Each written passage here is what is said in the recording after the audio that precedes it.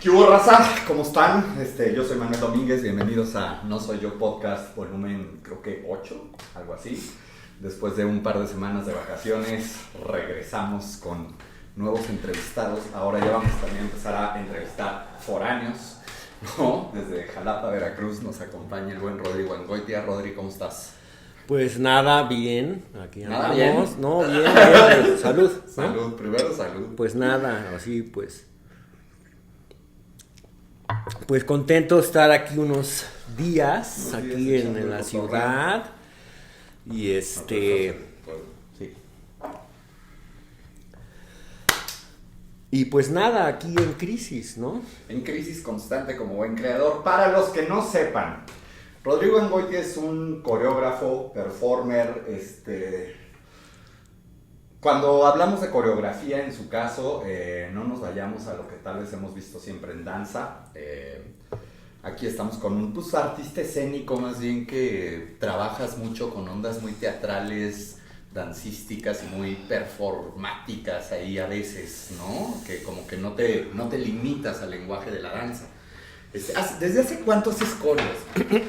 La primera se llamó Peces Guerreros y la hice junto con un colega que formaba parte del primer grupo de danza que formé junto con otros colegas, donde estaba Andrea Chirinos, Rocío Guzmán, Rocío Zamora, Jorge Córdoba, uh-huh. y yo. Y entonces Jorge y yo... ¿De qué año estamos hablando? Hicimos Peces Guerreros en el año 1991. Órale. Ajá, sí. ¿Y tú de performer cuánto tiempo tienes? ¿Bailando cuánto tiempo tienes? Bailando, digamos así como profesionalmente o artísticamente, pues a partir del 85, con Raúl Parrao.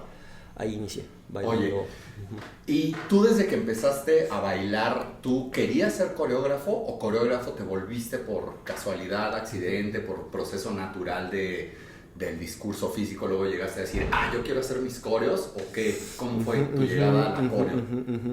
Pues no, o sea, al inicio, vaya, inclusive la llegada o la idea de ser bailarín fue casi así un poquito contingente. No tenía realmente una proyección de carrera, ¿no? Ni siquiera de bailarín, ¿no? O sea, más bien fueron como circunstancias, pues más bien un poquito, de azar. ¿Por qué? ¿Cómo caíste a la danza? ¿Cómo empezaste a ser bailarín? Pues sucedió que yo pues tenía una novia que tomaba clases en la escuela, en el sistema de educación de Limba.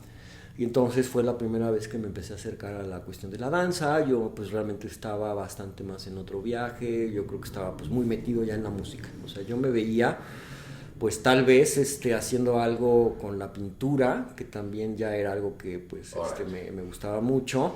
Y pues la música toda la vida, nada más que yo pues empecé a tocar guitarra pues de un modo súper informal. Y entonces por esta novia conocí la danza y pues me sorprendió, o sea, no era que me sintiera yo soy de allí, pero empecé a ver, me acuerdo, fui con ella a ver una función de ballet Teatro del Espacio y pues eran esas primeras veces de ir al teatro de la danza y ver que extendían sus piernas y esos mayones de colores y todo. Entonces fue un mundo nuevo, pues así interesante. Todavía no era propio, no tenía yo fantasía, hasta que mi hermana decide que va a ir a audicionar a unas clases ahí de grupos en la escuela de Limba, pero los grupos pilotos. Y yo, ahí fue donde vino la cuestión. Yo sentí que tenía que hacer un cambio en mi vida, porque como adolescente como que me inhibí corporalmente, y yo de chavito bailaba, hasta había tenido un grupo como digamos de sonidero que se llamaba Citronic y todo, y tirábamos desmadre y bailábamos, y hasta de que Bee Gees y como esa época, ¿no? Y el sonido discoteca y todo ese rollo.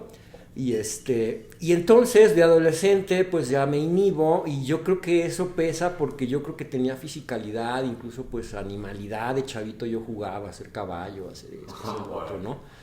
Entonces, digamos... O sea, como que cercano a tu cuerpo siempre ha sido. Pues es el problema, es decir, tomando esta idea así como de crisis, por ejemplo, es que ya había reconocido que algo estaba mermado en mi existencia. Y entonces la idea era que yo rompiera con eso y que aunque para mí la idea de la danza era como descabellado y casi sin sentido, era precisamente lo que quería hacer. Romper y hacer algo descabellado. No concebí que al ir a la audición había que llevar mallas. Yo llevé mi short y entonces me dijeron, no señor, usted tiene que ponerse sus mallas y todo. Y bueno, de ahí vino todo este... Oye, ¿y cómo es tu encuentro con el movimiento en la danza? Porque pues no podemos decir que haces una danza en la que uno pueda reconocer, esto es la técnica Graham y la técnica Alexander, y tienes como que agarras tú de todo lo que conoces, dices, y esto es bien balletoso, y esto es bien contemporáneo, y esto es buto, y vámonos, tú juntas todo y haces tus mix.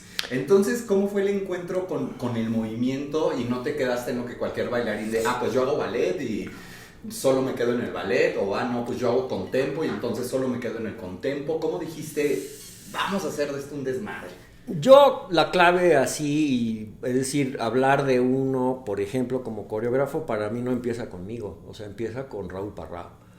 Entonces yo empiezo a bailar y me invita Raúl, pero también me invita otro coreógrafo, y entonces yo ahí tengo la primera disyuntiva porque tengo que elegir. Y entonces digo, bueno, a ver, déjame Raúl ver aquí esta idea y ver qué onda. Y cuando ya comparé, mi primera decisión artística fue mi destino. O sea, yo dije, no, yo voy con Raúl Parrao, pues ganamos el Premio Nacional de Danzas, UX o no danza, pues empodera un poco a partir de esto, y tengo la suerte pues de ser un bailarín que va acompañando a un coreógrafo pues enorme en su desarrollo, digamos, desde lo que es su primer grupo como muy personal, que es Danza de Luto, alguna manera de él, ¿no? Que es UX, que es UX. Okay. Y entonces, pues la idea de movimiento que yo tengo, creo que en un aspecto se va muy de la mano de lo que es ser un bailarín de Raúl Parrao y participar de un desarrollo donde primero Raúl no hacía danza bizarra y luego va haciendo avances en el desarrollo pues de sus ideas y llega al concepto de la danza bizarra después de 3 años o 4. De y experimentar entonces, y laboratorio. Sí, pues además, sobre todo, pues yo pienso que un coreógrafo como, no sé, tal vez qué palabra decir, como muy libre, que me daba la impresión de que él hacía lo que se le daba la gana y que nos sentíamos como empoderados por esa capacidad que tenía Raúl de plantear ideas que tal vez nos sorprendían en una cierta manera y nos cautivaban como un lenguaje.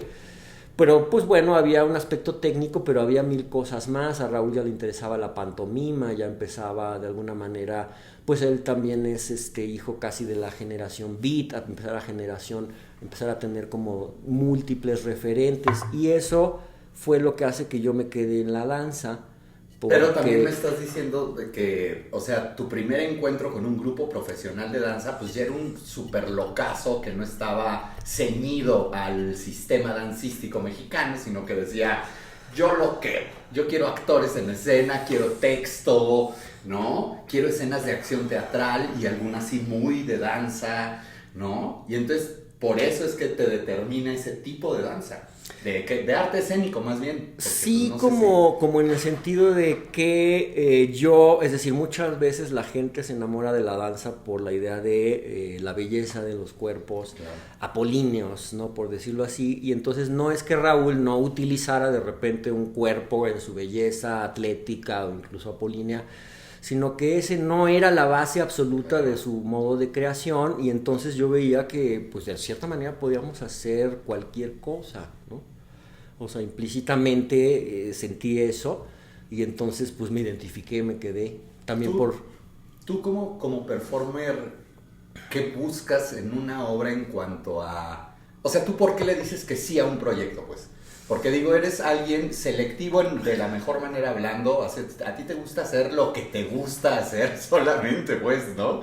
Y entonces, a tú, ¿qué es lo que despierta a ti un proyecto para que digas, a eso sí le entro, güey? Eso está chingón, sí lo quiero hacer. ¿Qué buscas tú como performer en tu relación con el espectador? En el primer momento con Raúl pensaba que era algo súper interesante porque, es decir, ver que el lenguaje de él podía abordar a un mundo en crisis, ¿no? Porque yo veía eso y entonces tenía un problema para integrarme a ese mundo y entonces surgió una oportunidad súper extraña de que de repente en este mundo extraño de la danza parecía que podíamos abordar problemas como la saturación, la violencia estructural, la ambigüedad de la sociedad, o sea, una serie de cosas que yo estaba viviendo y entonces digo, bueno, yo soy de aquí. Pero esa parte de convicción, perdón, me parece... Estoy escuchando, se va a acabar la pila, sí. Sí, entonces esa parte de convicción fue algo que cambió mi vida porque yo dije, esto no es algo superficial, aquí estamos de cierta manera abordando lo que representa parte de mi crisis y eso es una gran sorpresa, que te cuentes con un colectivo de gentes que están con un tema que es tuyo también y que va el mundo en el que estamos viviendo claro. Y todo, pero creo que la parte de ser performer es una que me encanta mucho, en el sentido de que no es lo mismo que, por ejemplo, ser un coreógrafo o un autor, porque como intérprete yo simplemente necesito que para trabajar con alguien yo sienta que hay un umbral de aprendizaje que puedo tener. A veces he participado en proyectos donde de entrada no está mi identidad personal en juego, pero siento que la propuesta de quien me invita es seria y que aporta algo que es interesante. Que se tiene que ver. Y que entonces yo puedo aprender y puedo, pues eso, tener mundos en los cuales redescubrirme, no solo bajo mi preocupación personal o mi tendencia personal. Entonces, eso me gusta mucho el trabajo de intérprete. Creo que la idea de convicción es súper importante. Claro. Pero también hay veces que haces a un lado un poco lo más personal tuyo porque me gusta la otredad de ese otro autor y entonces yo me entrego. Claro. Entonces, como autor, pues tú tienes una responsabilidad de ser congruente contigo mismo, pero como intérprete tienes la capacidad de entregarte a la dirección de otro, ¿no? Oye, y como coreógrafo, ¿por qué tú dices, tengo que hacer este proyecto? O sea, ¿qué es lo que buscas? ¿Estás buscando una repercusión en el espectador? ¿Estás buscando una repercusión en ti mismo, en todo, una comunicación con tu grupo? Entonces, como performer, tú ya me lo acabas de decir, bueno, hay otredades que son súper interesantes y que dices, quiero participar en eso. Pero cuando ya la responsabilidad nada más es tuya, o sea, tú, ¿a ti qué te obsesiona o qué te mueve a la hora de determinar tus valores creativos? Pues, ¿por qué? ¿Por qué dices, tenemos que hacer esta coreo? Yo creo que ha sido como la idea de elaborar los contenidos que más te mueven, ¿no? O sea, entonces la primera obra eran Peces Guerreros, entonces éramos habitantes urbanos, pero que teníamos una necesidad de pertenencia a las azoteas, al concreto, a la ciudad, a la rudeza de la ciudad, y eso se expresaba en una relación también ruda entre hermanos. Ahí perdí un poco el impulso. Que te preguntaba qué es lo que te hace crear, o sea, qué hace sí, que eso, digas, sí. Esto se tiene que montar. Entonces era esta necesidad de elaborar pues tu aspecto espiritual, por decirlo así, lo que te inquieta, lo que te significa, lo que te genera pertenencia, por ejemplo, en ese primer, o sea, es decir, yo tengo una desidentificación con este mundo extraño, pero necesito apropiármelo y para apropiármelo necesito inventarme el modo en el que sea mío este mundo. Entonces, Peces Guerreros era un poco eso, pero en medio de eso había un drama de relación entre hermanos, en donde uno se veía abandonado por el otro. Un poco Rumblefish. Tomamos inspiración en Rumblefish. Oye, y entonces, y hablando de planos generales, o sea, ahí me estás hablando de un nuevo en particular, era una inquietud tuya, era un sentir tuyo muy neto de decir, siento que no quepo aquí, cabrón, o que no he encontrado la forma de caber aquí. Pero ya en planos generales, digo, porque esa fue además tu primera obra, pero pues ahorita ya llevas más de 30 años de trayectoria, ¿no? Y entonces ha habido una evolución y todas esas madres. Entonces, en planos generales, ¿cuáles son tus obsesiones temáticas? ¿De qué es de lo que más hablas en tu obra? Pues está un poco complicado, ¿no? Responderlo, pero ya una parte pues ya la mencioné, que es esta idea de cómo el sujeto se relaciona con su entorno, con la cultura, con la sociedad. Okay. Entonces pues ahí vienen obras que hice luego, por ejemplo, con una súper colaboradora, que es Beate Zschische de Alemania, con la que hicimos una obra, por ejemplo, muy industrial, donde planteábamos que de alguna manera el mundo en el que vivíamos era secretamente una nueva forma de fascismo que tenía como protagonistas a obreros, a un superobrero universal, pero que esta función como de que el humano es únicamente un ente productivo que trabaja y que le chinga porque pues tiene que producir y tiene que vivir, tiene escondidos otros niveles, y entonces debajo de los overoles rojos que tenían estos superobreros, pues había seres que en su intimidad tenían un montón de conflictos, de problemas, de desconocimiento muy antropológico de sí mismos. Entonces ahí tal vez está una de las ideas, que sería que el ser humano viene en capas. Entonces primero tenemos esta social, de la apariencia y de la relación inmediata social, pero debajo de eso hay otra capa en donde tenemos anhelos, tenemos conflictos, tenemos... O sea, si redujéramos entonces eso de una manera simple, pues sin decir que eso es una neta, pero a ti lo que más te mueve es el conflicto del ser humano consigo mismo a través de su entorno y lo que le va pasando por dentro. Ese es uno, pero con el tiempo y también...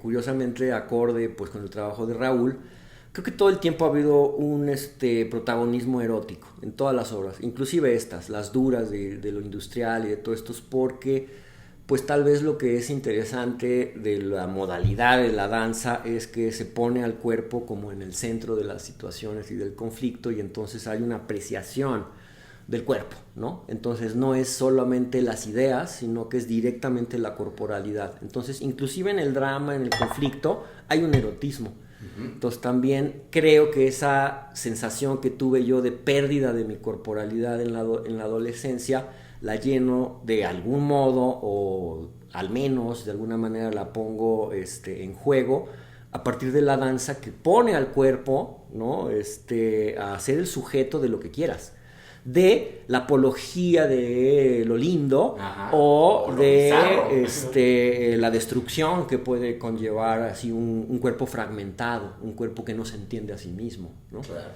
Oye, y entonces, por lo que me vas platicando, como que eres alguien muy atento al proceso personal creativo, ¿no? Y entonces a partir de el grupo con el que tienes la oportunidad de empezar a participar de manera profesional, pues ya es un grupo muy fuera de lo común, hablando de las compañías de danza, ¿no? Como que ya es un grupo revolucionario, un grupo que llegó, y tal vez no conozco a Raúl tanto, pero no sé si consciente o inconscientemente dijeron, vamos a romper unos esquemas que ya nos cagaron. ¿No? Bueno, eso es interesante porque, bueno, estamos hablando de los 80s, en donde no solamente Raúl rompió y necesitaba romper esquemas, sino fue toda esta revolución de grupos independientes que necesitan ya, pero a toda mecate, pues, romper con el paradigma apolíneo de, en cierta manera, las grandes compañías, ¿no? Y de generar tal vez ese rompimiento, no solo de Raúl, sino de muchos otros autores, va un poco más sobre el énfasis de lo expresivo, de lo dramático, y no tanto de la belleza del cuerpo en sí. Uh-huh. Entonces, bueno, no quiero decir que eso fuera en sí el discurso de las compañías, pero sí era, vaya, los cuerpos, los mayones, toda esta época en donde había que exhibir un cuerpo apolíneo como el sujeto del discurso, aunque fuera drama, eran cuerpos apolíneos, sí, ¿no? Sí. Entonces, pues sí hay una necesidad de rompimiento, y cambian los personajes en la danza en los 80s, ahí es donde ves, y cambian las narrativas, cambia todo. O sea, es una época de quiebre, y son muchos. ¿Para qué te empiezo a enumerar? O sea, Antares, Marco Antonio Silva, Elida Romero, yo qué sé, Rosana, en fin. Pero también la danza apolínea siempre va a tener una continuidad, entonces ese rompimiento es muy fuerte en un sentido tal vez hacia lo expresivo, hay una necesidad de no poner la belleza corporal en un primer término como fin del arte coreográfico, sino el drama, por ejemplo, la lucha social, en Barro Rojo, ¿no? Todo. Entonces hay un cambio, pero no solo en Raúl, Claro. hay muchos. Ok. Sí. Oye, termina esta colaboración con UX o acaba el grupo, ¿empiezas a trabajar con Beate después de eso o es al mismo tiempo o cómo está tu lazo ahí con Alemania? Ajá. Hay toda una serie de etapas porque UX para mí como intérprete tiene distintas etapas. La primera que fue el primer grupo, que luego yo y muchos salimos, un grupo en el que estuvo Gerardo Delgado, Claudia Lavista, que estuvo ahí también, desde luego Alicia Sánchez y demás, que después de hacer cómics en el 89 necesitamos cada quien otras experiencias y salimos, pero yo vuelvo en el 91 con el segundo grupo de Raúl y me vuelvo a enamorar de ese grupo y ese grupo después va a ser Danza Luthor. Es después de Danza Luthor que conozco a Beate y esto es otra influencia monumental. O sea, primero digo Raúl y ahorita pues tengo que decir Beate. Claro. Porque ¿En qué sentido te revolucionó su discurso físico? ¿Cómo fue ese choque o intercambio? Híjole, es complicado, bastante complicado, porque también creo que nos empezamos a influenciar mutuamente. Entonces ella pues traía su propio trabajo en muchos niveles. Es una persona muy talentosa, muy fuerte en lo que hace. Entonces traía otro orden de trabajo, es lo primero que puedo decir, y que tenía, creo yo, la intuición como de la profundidad, también a veces del sentido crítico, también a veces el sentido del juego. Entonces veía a alguien como muy flexible, pero como con convicciones que tenían que ver como, de nuevo, con este tema de esencia del ser humano. Y además me enseña una de las técnicas que yo creo que son más misteriosas que ha generado en Occidente, pues en este caso Mary Stark's White House, que es esta técnica de investigación de movimiento auténtico. Eso a mí me marca. Y de hecho hicimos un par de trabajos basados en esta técnica, basados porque no es la técnica, sino... Entonces fueron muchas cosas. También es un contacto directo pues con otra cultura, sí, claro, con la cultura alemana, con la cultura europea. Se forma ella en Holanda, entonces yo conozco a Jiri Kilian, conozco una serie de cuestiones a través, digamos, pues de Beate. Entonces son un montón de cosas, ¿no? Órale. Oye, y después de eso hay dos puntos también, creo que, no sé, en cuántos sentidos, yo supongo que en todo, que no solo como performer, sino también coreógrafo, pero hay dos momentos tuyos de colaboración que creo que te determinan, que son Komuro Bushi y Abraham Seransky, pero no sé si son en ese orden, o cómo fue el encontronazo con el Buto y con una bestia escénica como es Komuro Bushi, y el encuentro con el teatro con una chingada bestia que es Abraham Seransky. O sea, ¿no? ¿Qué fue primero? Primero fue Abraham, es decir, Abraham lo conocimos con Danza Luthor, y fue curioso porque Raúl Parrao quiso alguna vez colaborar con Abraham, y al final, lo que quiera que fuera, fue complicado porque Abraham luego dejó la Ciudad de México, pero acabamos colaborando con Sabina Berman. Ajá. Pero después, cuando formamos Danza Luthor, había quedado por ahí en mí alguna inquietud de Abraham, y entonces nos conectamos con él ya en Jalapa, y todo Danza Luthor fuimos a hacer un intensivo de 2 semanas con Abraham Seransky, y de lo cual devino un proyecto coreográfico que fue Estación Desierto, en el que de alguna manera nos coachea un poco. Estamos Abraham, hablando 92. 92, y nos ayudó mucho para desplegar, digamos, una creatividad a partir de improvisación, y creo que también nos marca una primera etapa de Danza Luthor en la que, ya habiendo todos sido bailarines de Raúl Parrao, teniendo casi también una cultura un poco de rompimiento, de exceso, y también en momentos pues de caos, pues nos permite las técnicas de improvisación no basar nuestro discurso en técnica o basar nuestro discurso, yo qué sé, en secuencias o esto, sino en investigación experiencial. Entonces eso, digamos, acudir a las imágenes interiores, sería grosso modo lo que tal vez nos queda de lo que era, en cierta manera, el aspecto central del trabajo pues, técnico que vimos con Abraham.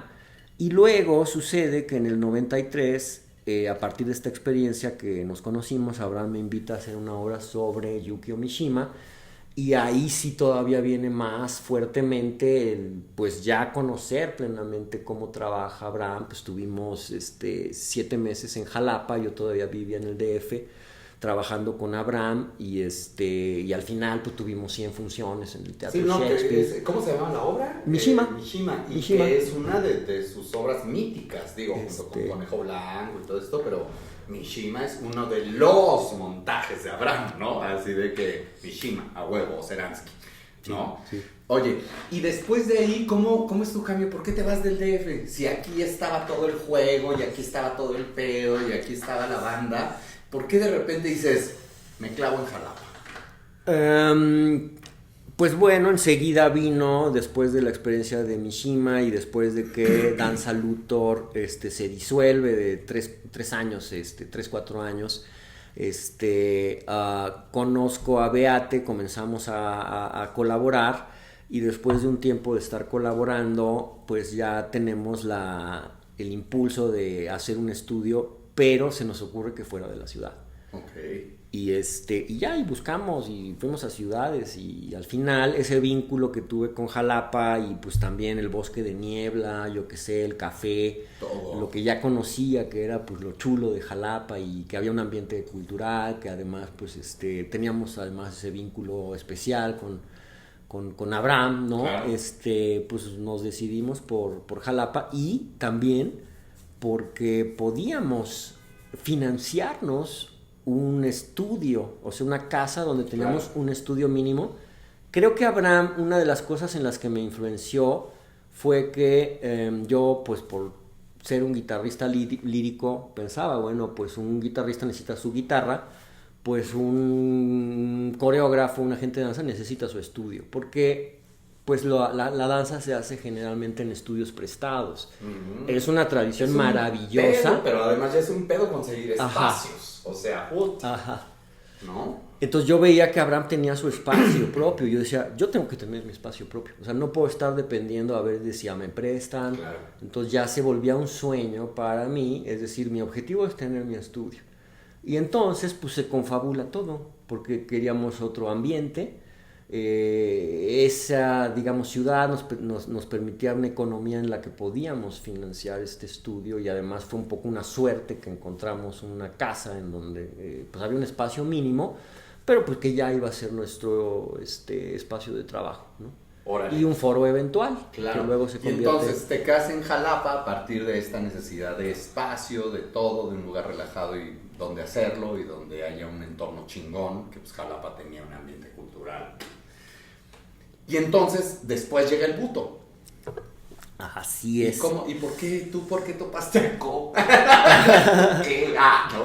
El primer taller, a ver si me acuerdo, okay. Tengo duda. Tomé el primer taller, ya no sé si es en el año 92, con Mitsuyo Uesugi.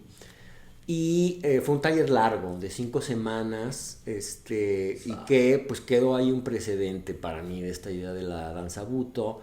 Y como siempre tuve esta inquietud de que había pues mucho más allá del cuerpo apolíneo en la danza. Entonces bueno, esto sí es, digamos, un universo completo, distinto, con otros referentes, que se basó mucho en improvisación. De nuevo, hay cursos y talleristas de buto que no plantean la improvisación en su taller, y Mitsuyo no quería enseñarnos el buto como formas y técnicas convencionales. Ella creía que había algo como universal en la base del buto, y acudió más que nada a improvisaciones diversas, y ahí quedó un referente pues padre, pero apenas pues primario. Y fue en Jalapa, creo que fue el año 98, donde tomé el primer taller con Komuro Bushi. Pues simplemente fue porque Abraham Seransky había estado haciendo talleres con Natsu Nakajima. Yo en ese entonces no había tomado talleres con ella, pero en esa ocasión Natsu no podía acudir y Ko le preguntó a Natsu, oye, si tú no puedes venir, ¿a quién me recomiendas? No, pues a Komuro Bushi. Entonces Abraham trajo a dar taller a Jalapa en el 98 a Ko. Y bueno, ahí fue la primera ocasión. Luego vino un taller, yo no sé si un año después, y bueno, del 98 para el 2000, Ko me estaba invitando para hacer un proyecto con el que estuvimos Raúl Parrao, Valentina Castro y yo yendo a Japón. Y para mí fue porque ya tenía además un taller atrás y fue una revelación, ¿no? O sea, y que yo tal vez a presente todavía no puedo acabarte de explicar, ¿no? ¿Qué significa esa revelación o esas posibilidades que eran del Buto? Pero cuando me invita a bailar, Ko estaba preocupado porque pues era todo un profesional. Me dice, oye, quiero hacer un proyecto, me gustaría invitarte, pero no tengo ahorita un productor, claro, y quiero saber si de cualquier modo te interesa. Y yo le dije, ¿sabes qué? Yo sé trapear, yo envuelvo regalos, lo que me digas, lo vamos a hacer. A huevo, cabrón. Así es como se hizo también los grupos independientes, sí. Sin productores, sin producción. Que tú venías de una escuela, yo dije, una escuela de do it yourself. Esto, ¿no? Lo hacemos como sí, sea. A huevo. Como sea, ¿no? Pero se tiene que hacer. Ajá. Oye, y entonces, te revienta el Buto y el encuentro con Seransky, que también tiene otra manera de hacer teatro. Entras en un flow muy intenso, puedo ver, ¿no? Creativamente hablando, con unos discursos que dices, ¿what? O sea, ¿qué pedo con tu concepción de la escena, carnal? ¿No? O sea, a mí no me dijeron que el teatro era así, y a mí no me dijeron que la danza era así. Y son caminos diferentes en lo que pasa contigo como performer y como coreógrafo después del encuentro con esos dos monstrazos. O sea, ¿qué pasa con el coreógrafo y qué pasa con el performer? Ajá, es que hay las dos cosas, se influencian mutuamente muchísimo. A mí la experiencia como intérprete al salir de mí mismo, pues me aporta todo lo que me da una otra edad. Entonces, por ejemplo, para mí también Lidia Romero es una influencia importante que en un primer momento pudiera parecer una otra edad y que sin embargo con su fortaleza y sus ideas y lo que quieras me abre un mundo y luego ese mundo empieza a ser mío. Entonces, me influyen todos los coreógrafos con los que he participado, algunos de una manera poderosísima. ¿Y en caso de Ko y de Abraham? Pues te digo, no hay límite para decir hasta dónde pueda llegar esa influencia, ¿no? Porque además a partir de Ko no es solamente la influencia de Ko, sino que vamos dialogando acerca de la danza Buto, de esos orígenes del cuerpo, de su inquietud por el cuerpo, y al final en el Buto pues acabas hablando de Hijikata, claro, que es un monstruo pues todavía incomprendido tal vez, entonces enorme, ¿no? Son creadores de únicos, ¿no? Uh-huh. Y muy ricos en su vertiente, ¿no? Cada uno pues habría que, bueno, o sea, sí. En cuanto a Ko, yo por ejemplo creo que desde una perspectiva es uno de los bailarines más impresionantes que pude ver, ¿no? Y sigo persiguiendo y tratando de asimilar, porque yo siento que es un don el que te toque la experiencia de poder trabajar pues en 3 proyectos y en varios talleres con él, como si tú eres un fan de los Rolling Stones, claro, y un día te invitan a tocar con ellos, ¿no? Pero el manejo del mínimo detalle corporal, además de lo que significaba su trabajo como dramaturgia, creo que regresamos al inicio, como esta idea de esencialidad del ser humano y genera aperturas que hoy en día sigo viendo. Por ejemplo, Ko tiene obras en las que se ve un cuerpo de alguna manera mermado que se arrastra, ¿no? Y de alguna manera está describiendo mi existencia, pero son lugares en los que de repente difícilmente podemos entrar. Claro. Entonces, también es casi un arte hermético, Uh-huh. pues eso, es una oportunidad que no puedes asimilar de una manera sencilla. Oye, en tus propuestas como coreógrafo, ¿cuál es la importancia de la quietud? Del aparente no movimiento. Digo aparente porque me ha tocado ver muchas piezas tuyas donde la quietud es una parte fundamental, pero desarrollas una acción interna brutal. Entonces, ¿qué es para ti estar quieto en escena? ¿Y qué importancia? ¿Cómo Está pega? complicado, pero mira, la quietud genera condensación y en la condensación el gesto madura. Entonces creo que esa es también una de las cosas que me interesa del buto. A veces en la danza yo ahora ya pues soy tal vez mucho más abierto que de morro porque acepto todos los tipos de danza, ¿no? Cuando estás más chavo pues eres muy como de la cruz de tu parroquia, y esto y el otro, y independientemente que haya distintas formas, creo que todas cautivan alguna parte del espíritu humano, pero esta parte de lo central del ser humano, creo que la parte con Co me parece que es un arte hermético y que solo queda profundizar en el cuerpo, no es una cuestión puramente intelectual. Claro. Entonces nos deja un reto. Para mí la relación no solo con Ko, sino con Natsu y otra serie de bailarines y coreógrafos, artistas del buto, queda un cierto desafío en el que me siento que tenemos una misma inquietud en entender que todo va dentro del cuerpo y que adentro de esas dramaturgias del cuerpo va estos problemas entre la apariencia de lo que somos y tal vez la esencia. Entonces, y en Co veo, o en cualquiera de los artistas grandes de buto, una autopenetración en esa existencia física minimal, ¿no? Y entonces entender al cuerpo más allá de esquemas, claro. Más allá, sino en sí mismo, en el esqueleto, en los músculos, en lo espiritual, ¿no?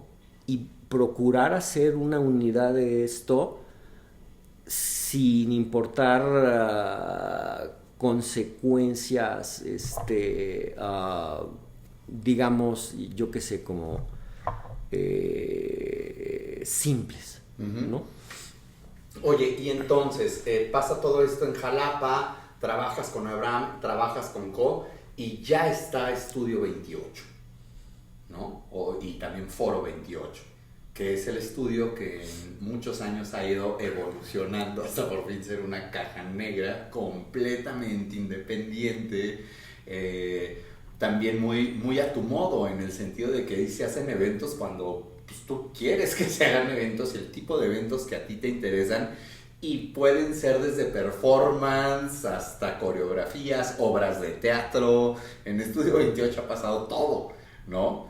Y entonces te empiezas a desarrollar ya en esa onda de, bueno, mi espacio, mi compañía. ¿Cómo ha sido el camino de Estudio 28 y de Foro 28? ¿Jalas gente según coreografía que quieres hacer? ¿Qué va pasando?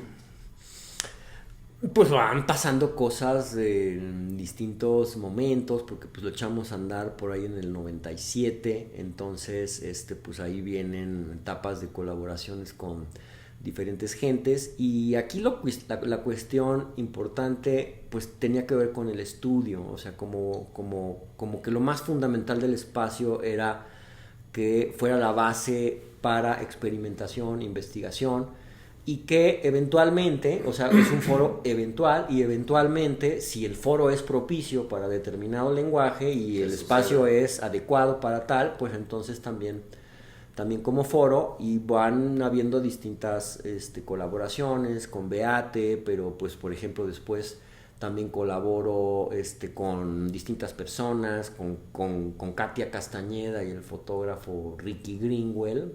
Acabamos haciendo un proyecto que pues estuvo muy padre, y entonces vienen distintas etapas, pero lo fundamental es que lo que nos permite producir es el estudio. y que lo que nos permite investigar es que contamos con ese estudio y que eventualmente nos permite también convertirlo en foro. Oye, y entonces nos hablabas al principio de algo que tú te veías como músico y artista plástico, ¿no? Ibai. Luego viene esta etapa de ser coreógrafo, de convertirte en coreógrafo y también ya dedicarle no solo a una onda formal de la coreografía, no a un discurso predeterminado en formas, sino la coreografía como consecuencia de la investigación, ¿no? Y entonces se separó la música de la danza a pesar de que, o cómo unes ahorita tu faceta de yo hago música y yo produzco y dirijo mis coreografías. Bueno, ¿Se está juntando ahí algo? Ahí es otra historia, porque Sí. también no sé si es así muy arbitrario decirlo así, porque tal vez todo tiene que ver, ¿no? Pero yo podría haber sentido que mi mundo más natural era la música. Y en cierta manera eso me facilitó quedarme en el mundo de la danza, porque la danza es un mundo musical. Claro. Entonces, pues a través de Raúl, a través de un montón de gente, será enriquecer tu cultura musical todo el tiempo. Claro. Y entonces la cultura musical de la danza pues tiene que ser súper abierta, y entonces vas a tener pues todo el universo de la música a tu disposición. Además estamos en la época de las grabaciones, entonces no necesitas a la orquesta. Entonces puedes trabajar con Beethoven, con Mozart, por la música medieval. Entonces es un paraíso. Entonces para alguien melómano, pues la coreografía es un paraíso. Claro. Y la parte personal mía de hacer música primero era como rolero, porque yo quería ser rock and rollero. Y componía canciones.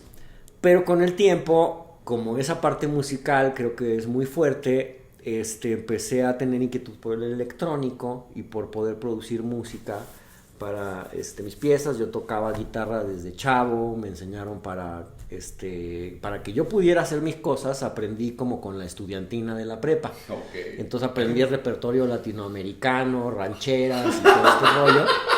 Échate una ranchera, Rodri, no mames, por tu maldito amor, vamos a cantar, güey. Pero pues también ya como melómano, por ejemplo, la idea de pensar de repente, oye, podemos usar estos aparatos electrónicos para, o sea, es como una locura. Y empezaste a producir tu Yo propia sigo música. Fascinado, anonadado con las posibilidades de la música, Entonces, de todo, electrónico, clásico. Sí, empecé, creo que un punto fue que yo le pregunté a Benito González que cómo hacía sus músicas. Entonces me dijo, no, pues yo he utilizado estos aparatos y mira, y esto, y el Chaos Pad, y no sé qué, y todo. Y entonces ya, yo, como dije, me armé un día de un Chaos Pad, y luego continué, y así, no sé qué, empezamos a hacer instrumentitos. Siempre seguí tocando un poco como de canciones y todo, pero más lo electrónico es lo que me permitió hacer música para danza. Órale. Sí. Oye, y entonces ahorita viene la última etapa de todas las que me has contado, no la última tuya, pues, sino ahorita estás ya clavado en la pedagogía, ¿no? Tiene unos años que te metiste al mundo también de la pedagogía. ¿Tú qué crees que un maestro tiene que hacer? ¿Tiene nada más que pasarle la información que él se sabe y citar los libros? ¿O tú qué relación estableces con tu alumno? ¿Para ti qué es importante que tu alumno se lleve después de haber trabajado contigo? Ajá. Bien, mira, yo ahí, para hablar de eso es un poco como todo. O sea, yo no calculé ser maestro. Claro.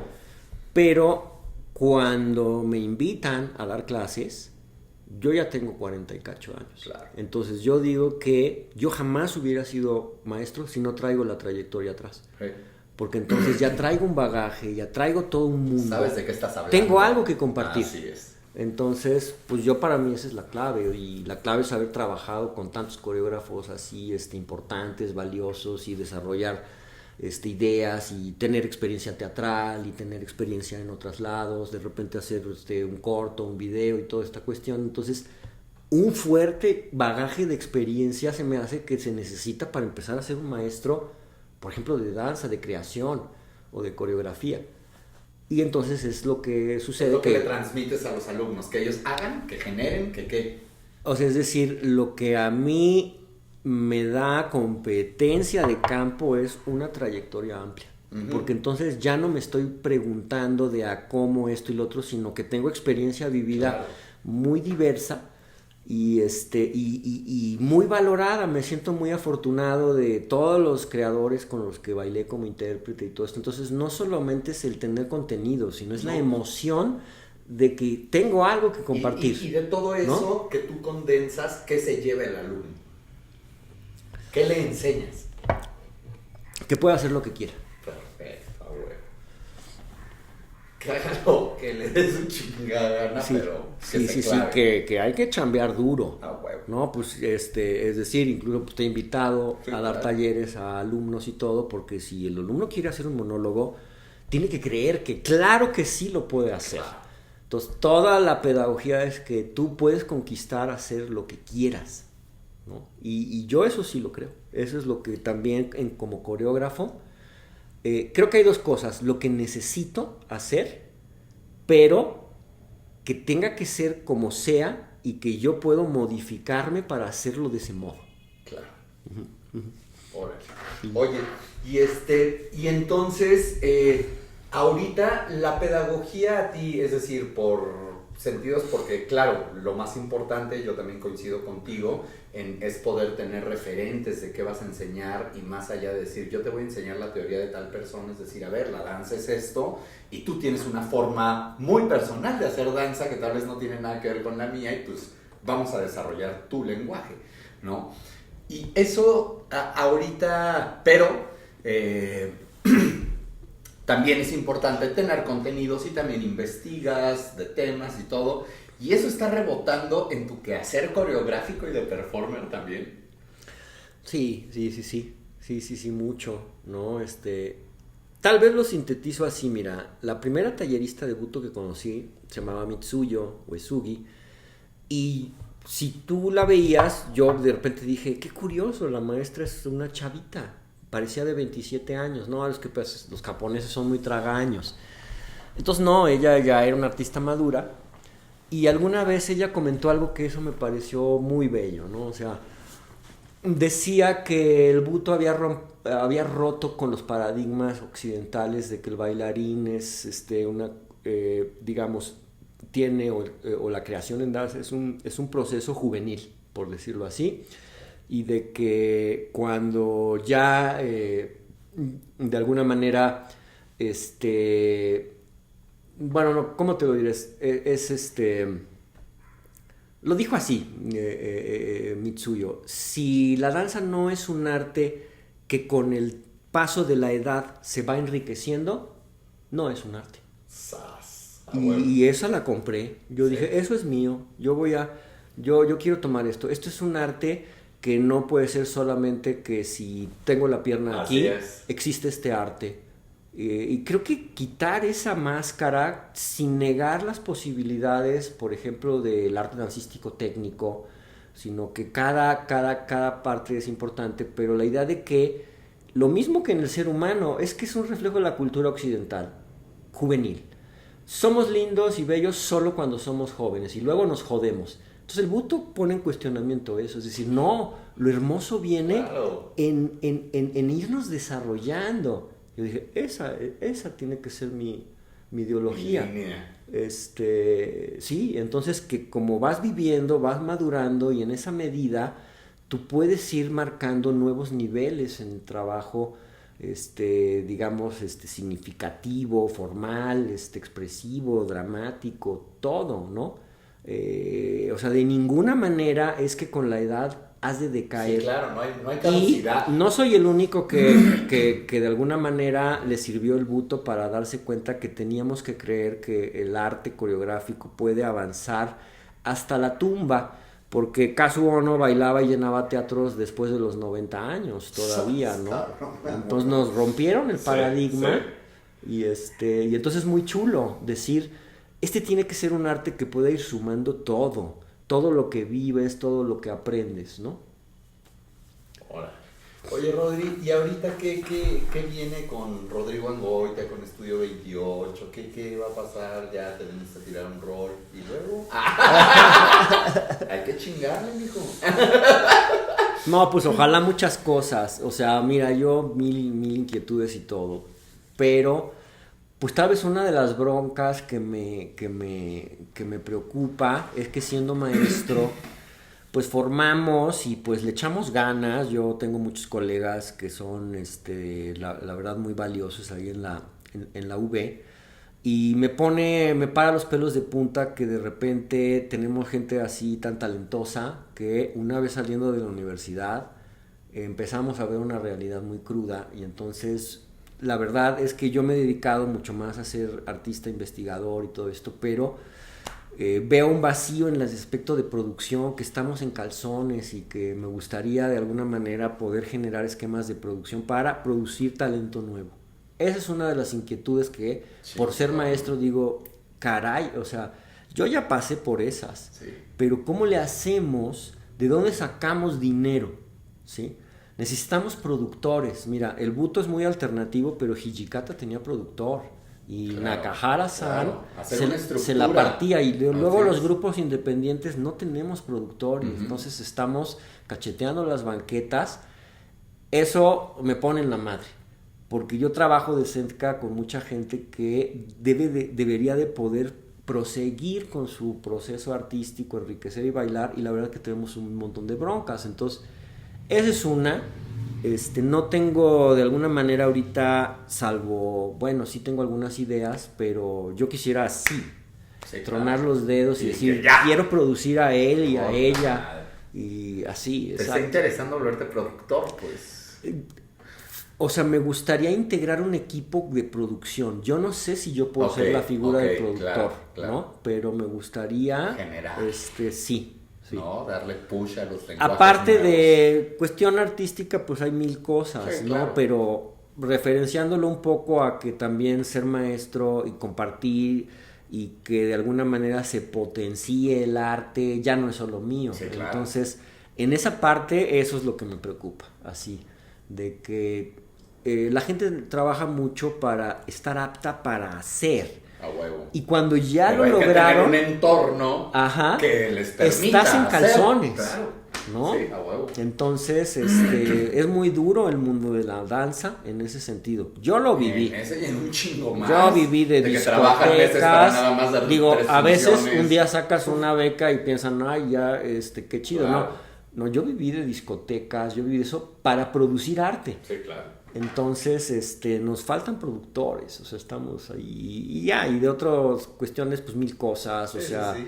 Queremos seguir revolucionando, pues no sé, el entendimiento de la coreografía, de hasta dónde, de la teoría, de cuál es la riqueza y el potencial así pleno de la coreografía, el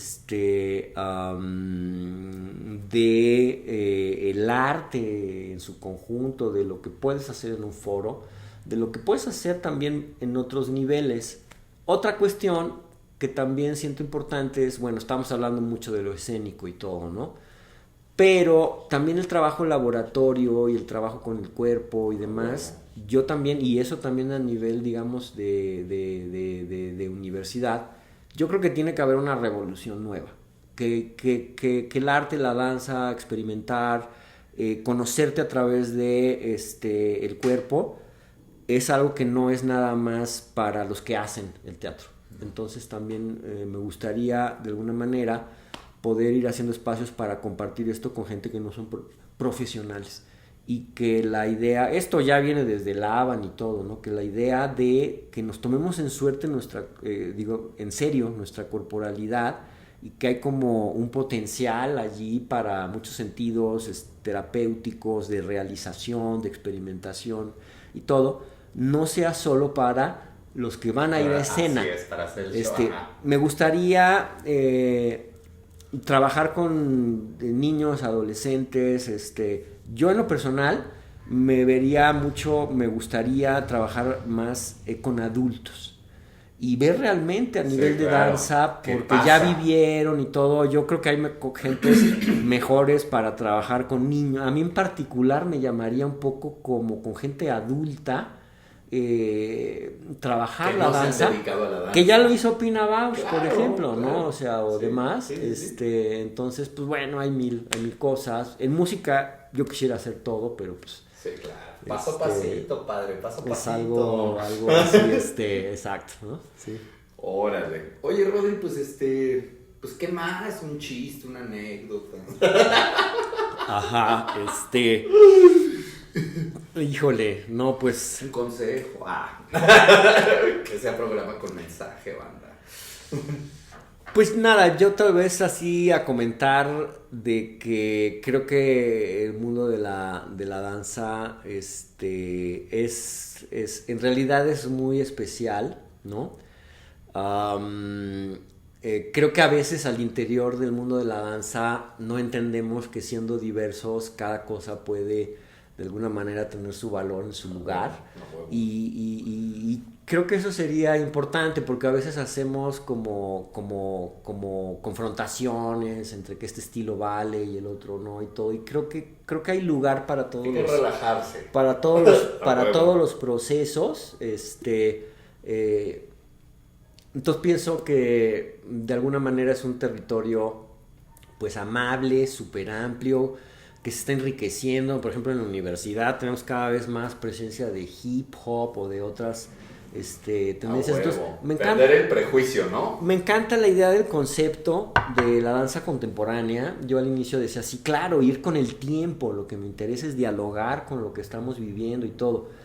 Pero con el tiempo también he ido valorando mucho la referencia de lo moderno. Ahora ya no pienso que es la danza contemporánea, es moderna contemporánea. Okay. Porque la idea de lo moderno también conlleva otra suerte de ideales políticos. Sí, es un nuevo paradigma, es un nuevo paradigma. Entonces, yo creo en cierta manera en la modernidad. Estoy trabajando conceptualmente en que no podemos abandonar porque hace 100 años alguien descubrió que la pluralidad, que su propia singularidad valía, que no tenía que ser como las academias, que quería ser sí mismo, y demás, que ese espíritu moderno debe de seguir siendo reencontrado.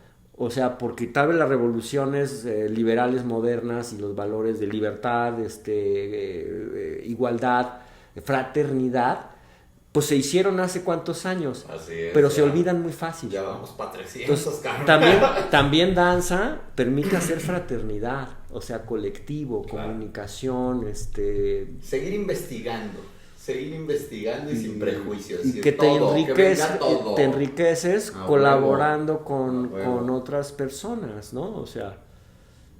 No, pues sí. Chingón. Oye, Rodri, pues muchas gracias, güey, por regalarme ahí una horita.